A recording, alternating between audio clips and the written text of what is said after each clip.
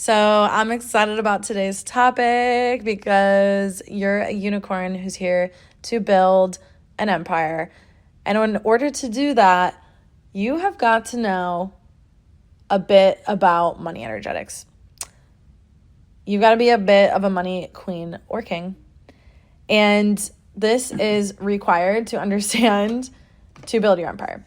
So I'm not just going to talk about money energetics today in general. I'm going to be talking about the money energetic principles that have helped me to move the way that I do. This is what has informed me to move the way that I do. I don't just move the way I do to just like be bold and be brave. Like, no, I move that way because I know that's how you carve a fucking path. That's how you attract your soulmate clients in movement.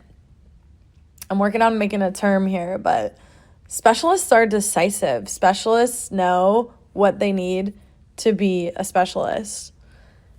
And understanding these money principles that I'm about to drop for you are going to change a lot. So let's get into it.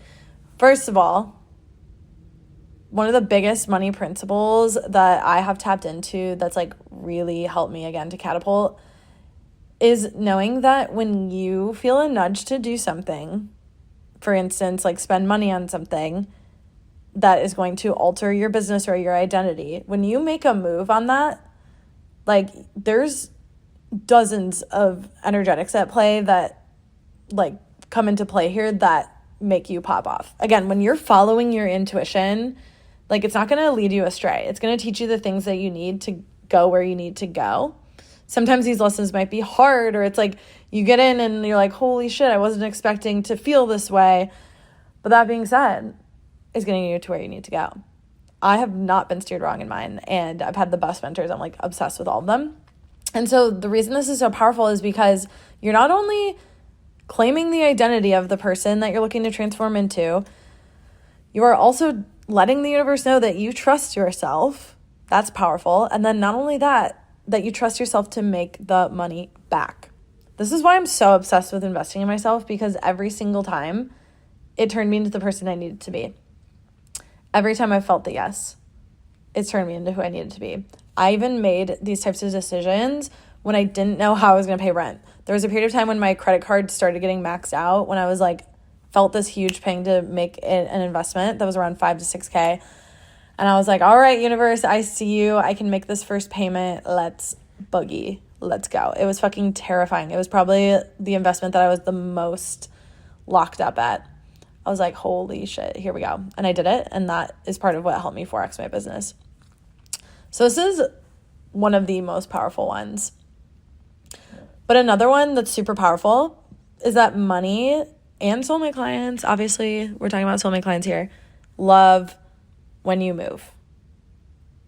The more bold you are in like releasing your services and whatnot, it's not that they still can't pop off after, but the more bold you are, that energy is just felt. You don't even have to communicate it. You don't got to tell people.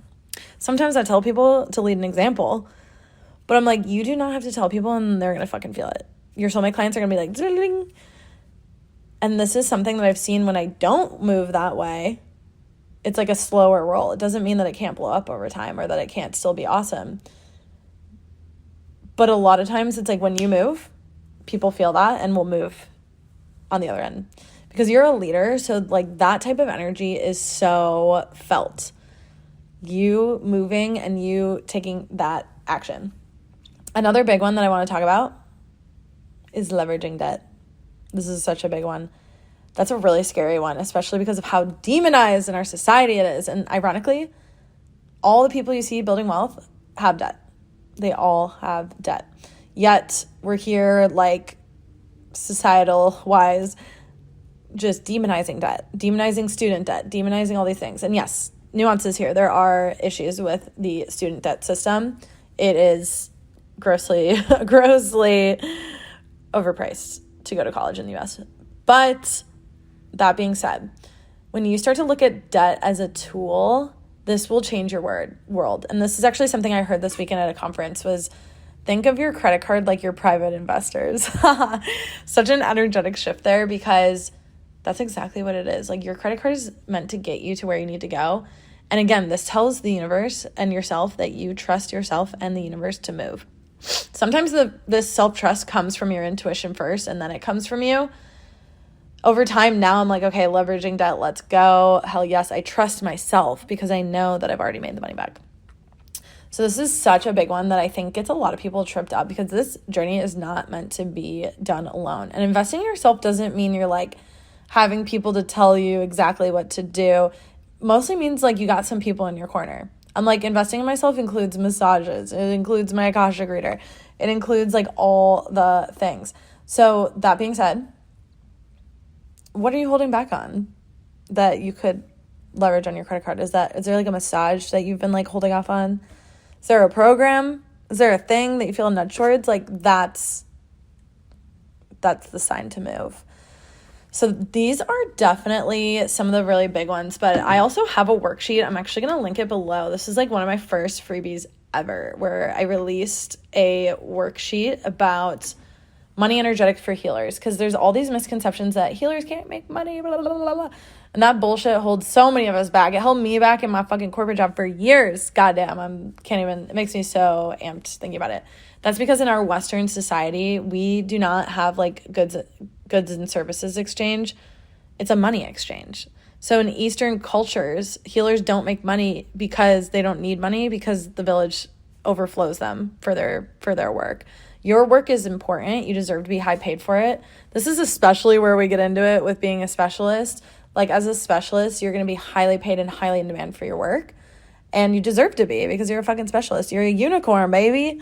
So I hope this episode is really helpful for you for some of the big money principles. Again, this is what helps me to inform the way that I move. I do not move impulsively.